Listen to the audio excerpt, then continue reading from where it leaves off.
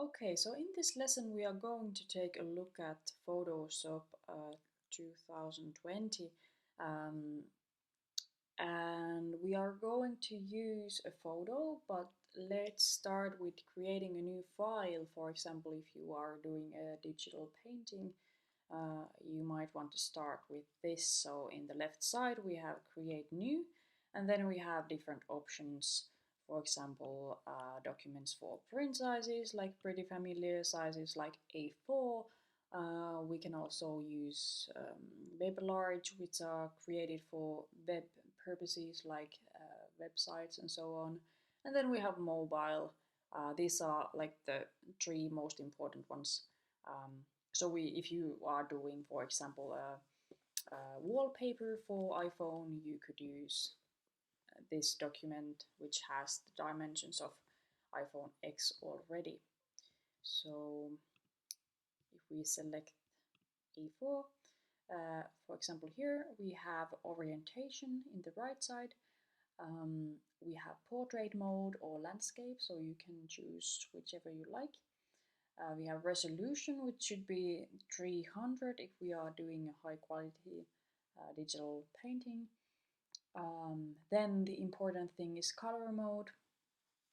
RGB is for digital purposes, and then if we press here, we have this one CMYK, which is a color mode for print purposes. Here you have more specific color profiles, and if you are doing, for example, taking a part on competition like digital illustration or so on, you should be aware what color profile they are using. That was my puppy. Excuse me. Um, but yeah, but let's open a photo. I just wanted to show you this. Let's put the puppy down. I have a 12 weeks old puppy, so that's why he's making a little bit of noise in the background. But yeah, I wanted to show you this because maybe in the future you might have to use Photoshop for different types of purposes. Now we are focusing on editing photos. So let's close this window now. If you didn't do it here, like at this point, you didn't open Photoshop, please do it now and open this window so that you could take a look at these basic settings here. So you can pause the video and then come back to it later. Let's close this window. So now you have downloaded the example image. So I will go in the left side of the window to open, and then I have my example image here on desktop. Maybe you have it in your downloads or somewhere else, but let's start by opening this one. So now let's first take a look at Photoshop, like what is included. Let's not go to every single part because Photoshop is like a universe. It's a massive software, and we can do a lot of editing by a couple of steps. And during this course we are going to do different types of editing, but with this first assignment you are just going to follow this video and then do different types of use different types of tools and adjustments so that you can get familiar with the software. So in the left panel here we have tools. So tools are tools for um, specific editing. So for example, if I have a brush here, I can paint here. And this is not going to affect the whole picture. Whereas if I go to image in the upper panel and I have adjustments, I can edit, for example, brightness and contrast. But let's go back to tools. So with every tool you have um, different settings in the upper panel. So for example, if I choose brush, I will have my brush settings here. And if I will choose eraser, the same goes here. So let's go through these tools, the most important tools that you are going to use during these assignments. So firstly, we have move tool. So move is going to move layers. So if you have different layers in your photo, we are going to talk about layers later on more, you can move them with move tool. And then we have different types of selection tools. So we have a marquee tool here, magnetic tool, and then if you press more, so I get more options if I press this tool here. And if I, for example, if I choose lasso tool, it will appear here. So sometimes it's confusing if you are using a tool from this selection, which is not the first one, and then you are trying to, for example, look for the magnetic lasso tool, and then you have a lasso tool here. So you just have to kind of like know what types of tools you have under each selection, under each tool. So marquee tool is going to select a part of the picture. So now with every adjustment that I do, it will only affect this area. For example, if I go to image adjustments and then brightness, and I will add some light here, it will only affect this area. And how can I get out of this selection? I will press CMD plus D, or select and deselect in the upper panel. You can always add more into each selection. So if I select this one, I will press Shift, which is the arrow up in your keyboard in the left side, and I can add more to my selection.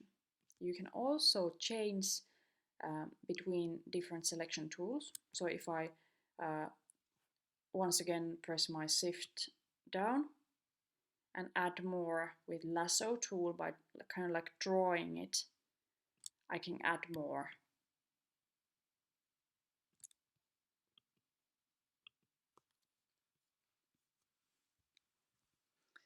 There are different types of selection tools, and you will maybe prefer something. My personal favorite is Quick Selection Tool, which have different options here in the upper panel.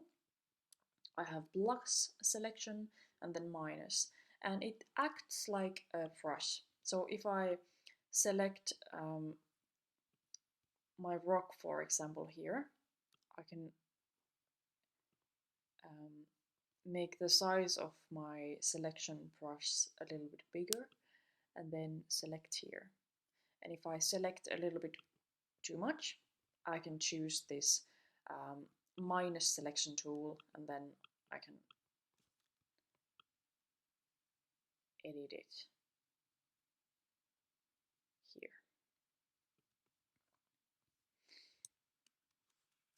Okay, so let's deselect and select again the rock here. So now if I want to edit the edge of the selection, I will go to select and mask in the upper panel here.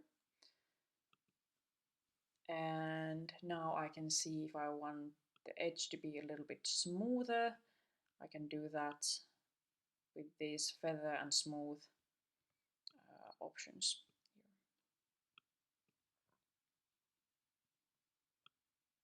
I can also select from the view option here that I will have my preview on white. So now I can see even clearer what my selection looks like.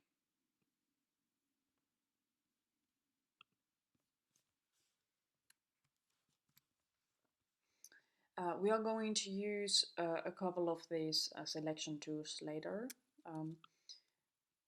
but I will also mention this new object selection tool, which is really beneficial if you have one object, for example a portrait. It makes the selection for you, so you don't have to do the selection in the picture. So you just drag this with your mouse or pen or finger pressed down, and then it will select. I don't know what's it going to select with this picture. Let's see. Sometimes it's really accurate and sometimes it's not that accurate, but you can also edit it with the other selection tools later.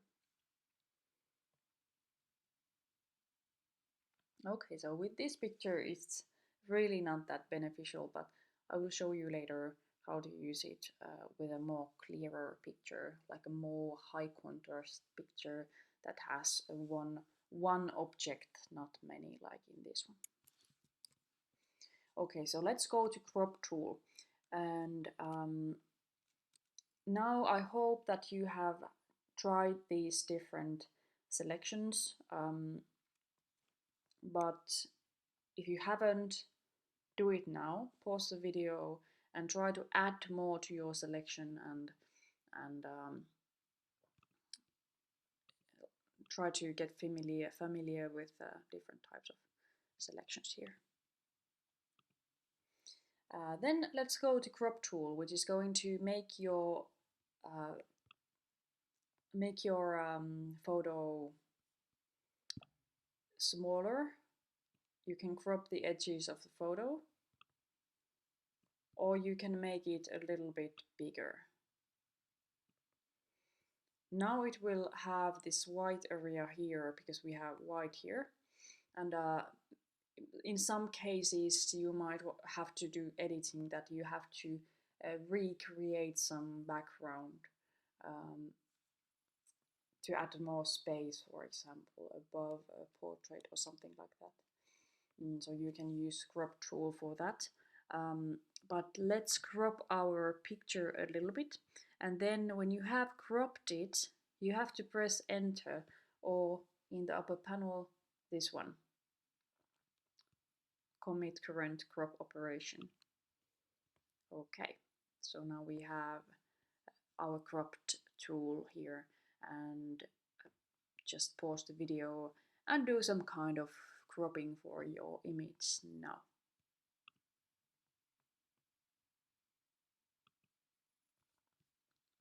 Okay, so now you have done your cropping, and let's go to eyedropper tool. Eyedropper tool is a tool for picking colors.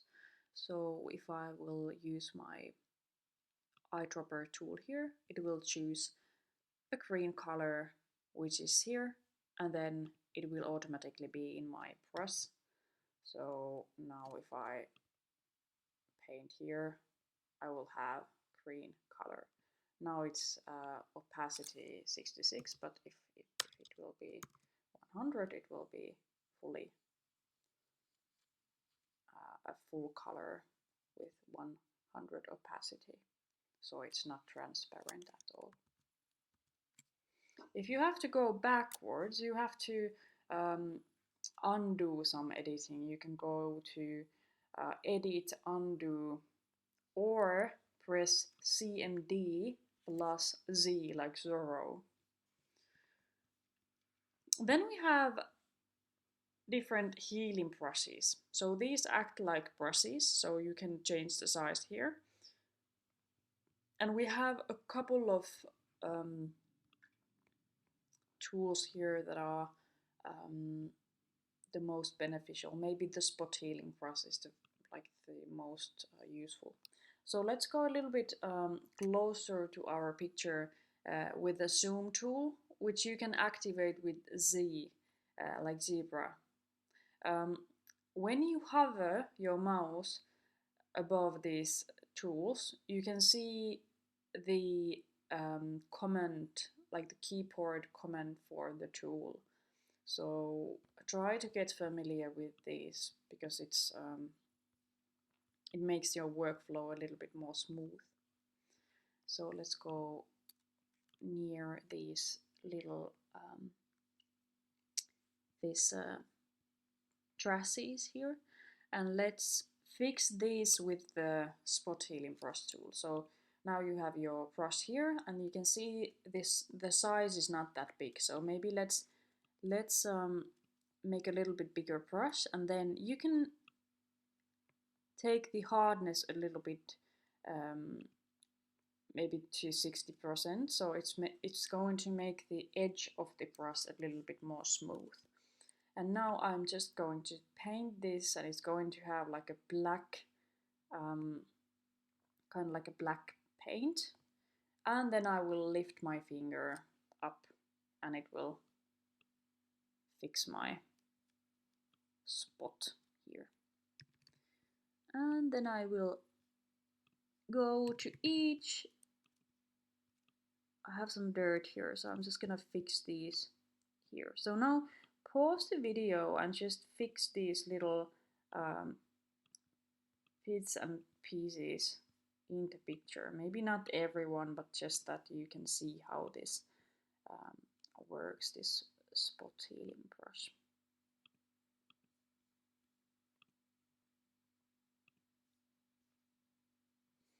Okay, and now I already talked about brush tool. So with brush tool you have the same type of selections here, so you can adjust the size, the hardness of the edge. You have these different types of brushes here, but with photo editing you are basically going to not use a lot of brushes anyway when you are just starting with Photoshop, but you should have a hard round if you are doing some kind of editing, I think. Opacity is the transparency of the brush, and then you have different settings, but you don't really have to use them with this at this point of your studies if you are just a beginner. But it's good for you to know that here are some options which are mostly used for digital paintings. Then we have a clone stamp tool. This is a really important tool, and you can, for example, hide one element, so or even add more. So this is going to use this is going to act like a stamp. So you are going to select area, and then you are going to stamp the selected area on top of another area in the photo. So you are going to use it by clicking Alt ALT in your keyboard if you are using Mac computer, or maybe you get this little like a shooting icon. If you are with some computers, it's option. So you press it, and then you have this hovering area, and you are going to stamp and then hide this key.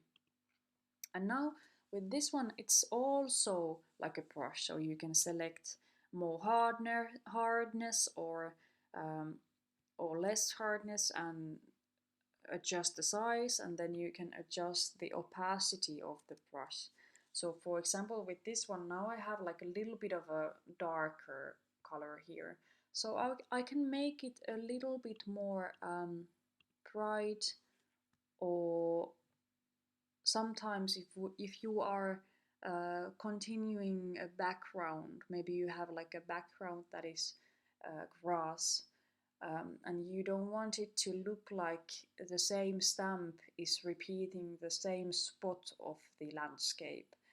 You might want to layer it a little bit so you can have some variety um, in your correction. And sometimes this happens and then you just have to undo it and maybe select from another spot, um, so that it doesn't look like you are actually using the same spot all over again. Maybe go a little bit further, so now I can see that there are some mistakes. So I'm just going to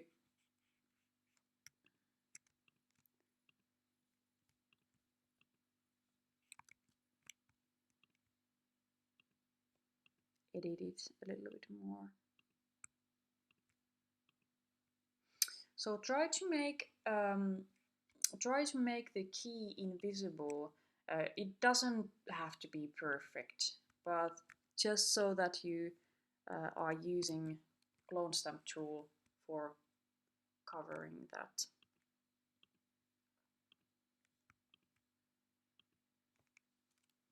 That is okay enough.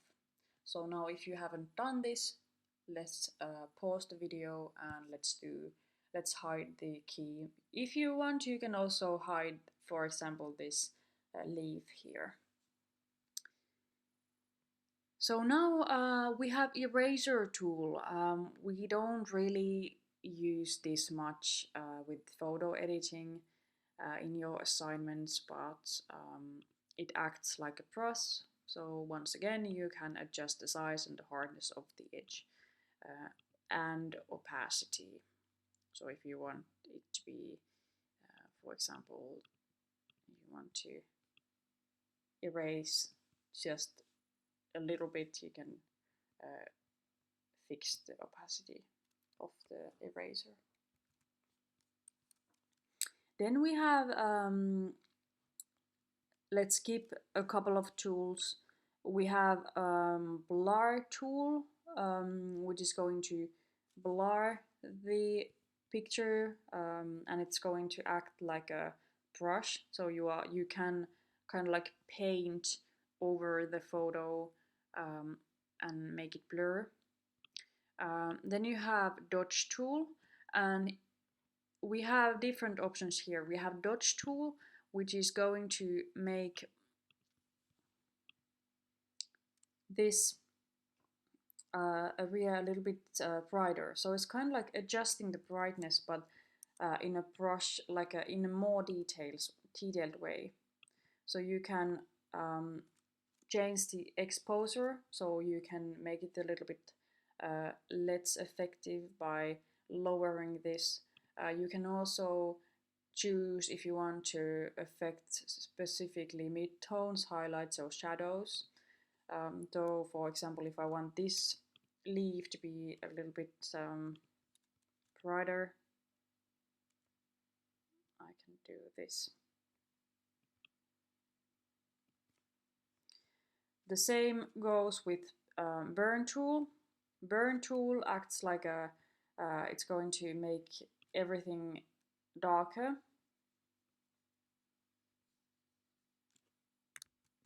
And you can also change this, how it affects shadows, midtones, highlights, and so on. And then we have sponge tool. This is for saturation, so you can choose whether you want to desaturate or saturate. So saturation makes everything more vivid, so you can add more color. And you can also select if you want it to affect, but not that much. You can lower this. And if you want to desaturate, you can, let's put this higher. Let's go actually a little bit closer. So now it makes everything almost black and white. So this is really beneficial if you are, for example, combining different photos with different color modes and lightness and brightness and so on. saturation. So you can adjust the photo in more detail than just adjusting with image adjustments. So now pause the video and make some changes to this photo with this tool, and use dodge tool, burn tool and sponge tool. You can choose if you want to do the editing here or in the rock or in these wooden sticks here.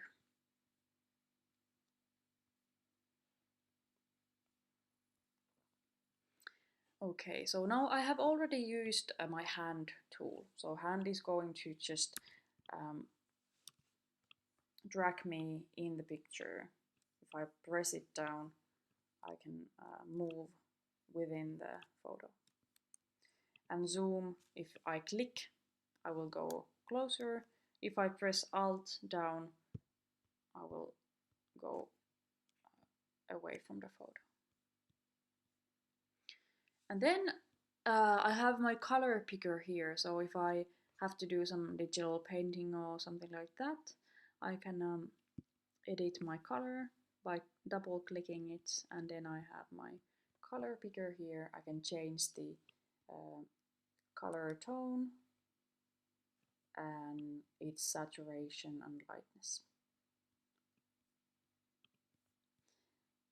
This little icon with black and white color, it's like the blackest black and whitest white. And this is really important that you know that when we are using adjustment masks or masks, you have to have this specific black and specific white. So it can't be like this one.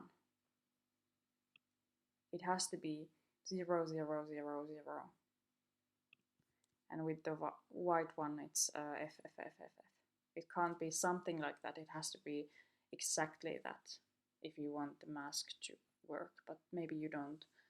Maybe if you are not familiar with masks, we are going to go through them and go back to this one.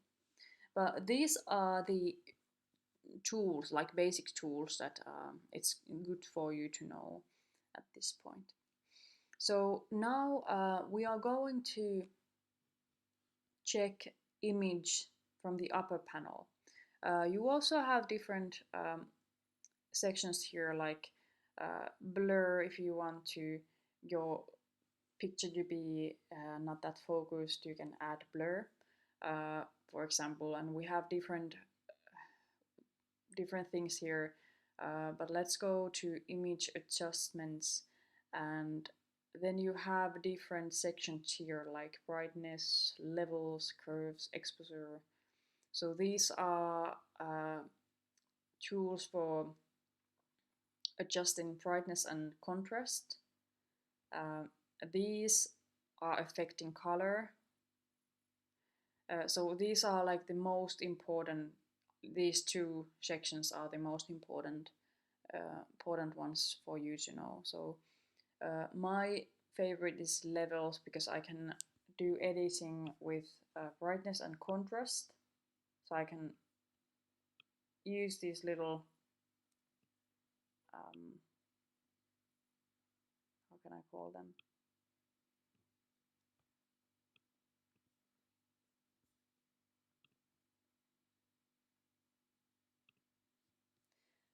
In Finnish we call these kannu, which is like a can or like a jug.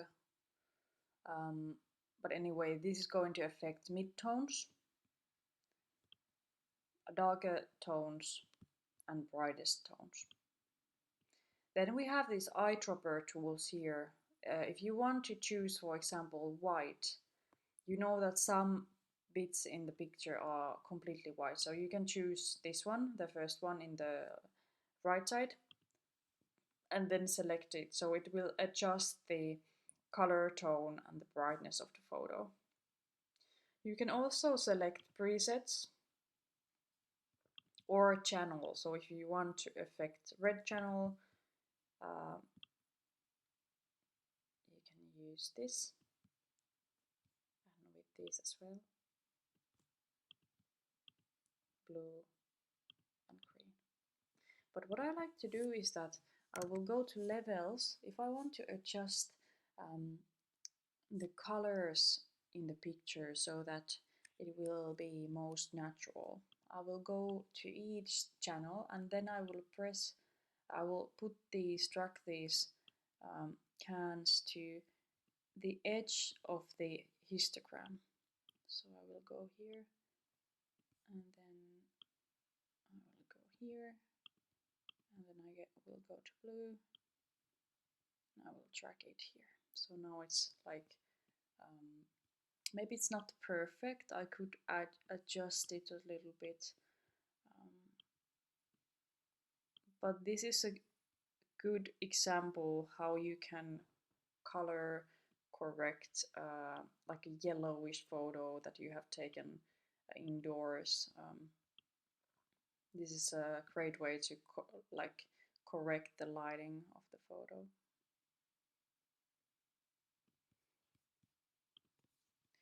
Then we have basic adjustments like curves, exposure, and brightness and contrast. Um, I will have more information about each adjustment with links to videos that are going to explain each in detail. So if you want to learn more about these adjustments, you can take a look at them.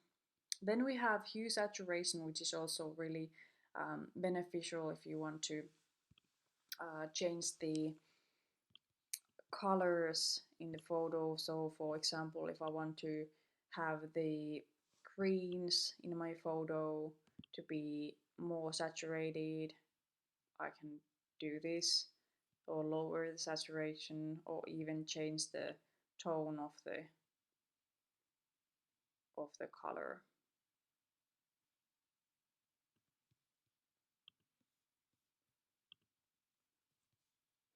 I will also have different options like color balance, so you can change the color balance like this. And also with this one you have highlights, midtones and shadows. But for me, I have to say that I usually don't use these other options because I think that I can get the more like the best result with levels. But it's my preference, and some other people would say that they are using, for example, curves.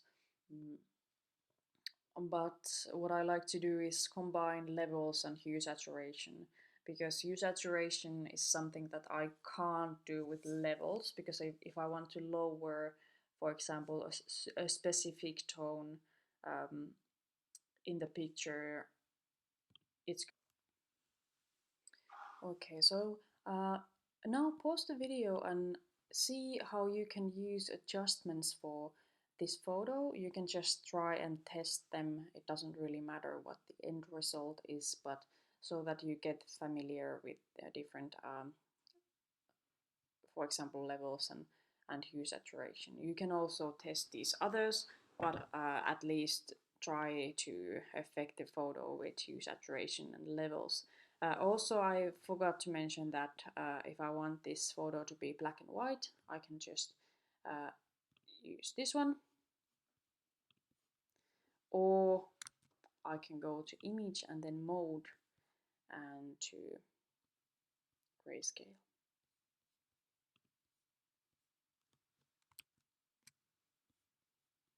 So pause the video and do some adjustments so that the color correction would be as good as possible.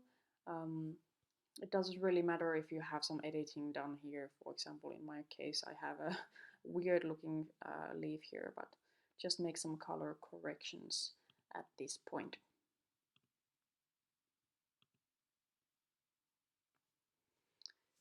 Okay, so now before we go further, I will briefly mention that below this image we have image size where we can adjust the size, make it a little bit smaller or bigger, affect the resolution of the photo, and so on. I will add a link to a video below this so that you can learn more about resolution and the image size. I can also rotate my image. Let's go a little bit further. I can do it with presets like 180, 90, and then I can flip the photo, or I can choose this one, like a custom rotation. So if I select one, I will have a little bit of a change here, and then I could crop it. One option is also to use crop tool and then put the mouse hovering next to the edge of the photo and then affect the rotation like this. Okay, and then in the window, in the upper panel, we have different windows here. So for example, layers, which is a really important one in Photoshop, you can choose from here. You can always drag windows in Photoshop, and you can kind of like make them a part of your panels here. You can make these windows smaller or bigger with the collapse icons. My preference is to have as much space for the photo as possible because I don't have a big screen, so that's why I like to have them like this. If you lose it, you can always go back to window and then here. We are going to take a look at layers later in more detail, but layers are pretty much a really essential part in photo editing. So we are going to talk about them later, but at this point I think it's wise that you will save your edited photo, which is a test photo, your first test, and you are going to go to File in the upper panel and Save As. And if you want to save it, save on your computer firstly, and then if you want to save it to editing mode so that you could have, like, if you have layers, you have to use the format Photoshop, because if you have a packaged image form such as JPEG or PNG, you will not be able to edit layers later on. So if you want to edit it further, always use the working file, which is Photoshop for Photoshop, InDesign for InDesign, and so on. And Photoshop's like the mark of it is PSD file. But you can save it with JPEG and then name it your name and example, and then save, and let's replace it, and then use maximum quality for your saving.